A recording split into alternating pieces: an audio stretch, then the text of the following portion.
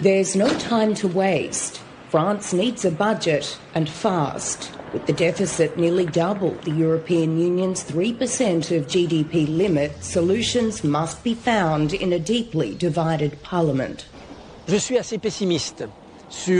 I'm quite pessimistic about the Prime Minister's ability to create a budget that is both effective for France and acceptable to parliamentarians and the opposition. Either he makes an effective budget, but the left and far right will say no and overthrow the government. Or he pleases the opposition, but then the 2026 budget will be insufficient to put France back on track. Prime Minister Lecornu has ruled out using Article 49.3 of the French Constitution, the clause allowing a budget to pass without a vote. He's also shelved the government's controversial pension reform until after the 2027 presidential election, a major concession on one of President Macron's flagship policies. Je me félicite que le Premier ministre.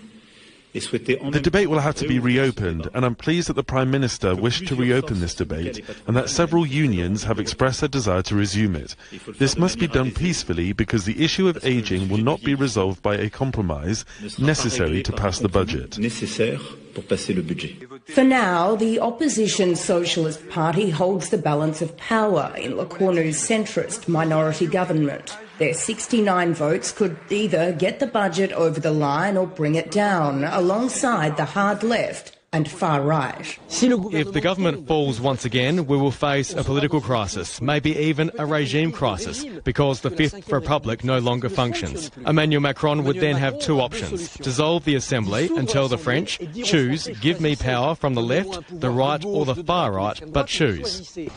The Socialists are demanding higher taxes on the ultra-wealthy and fewer cuts to public services. It's a delicate balancing act, and one many here in France doubt can succeed. I'd like to say yes, that's my wish. But realistically, I doubt it. There's a lot of opportunism on both extremes. Everyone's just looking out for themselves. It would be nice for once to see a bit of national unity. There's too much opposition. The left, the far right, everyone. The National Rally isn't happy. The left isn't happy either. It feels worse than before. Everyone's more radicalized, more confrontational, more no-confidence votes. But one thing is certain. France's debt is mounting, its credit rating has slipped, and the business community is watching nervously, worried that political paralysis could scare off investors. Sarah Coates, CGTN, Paris.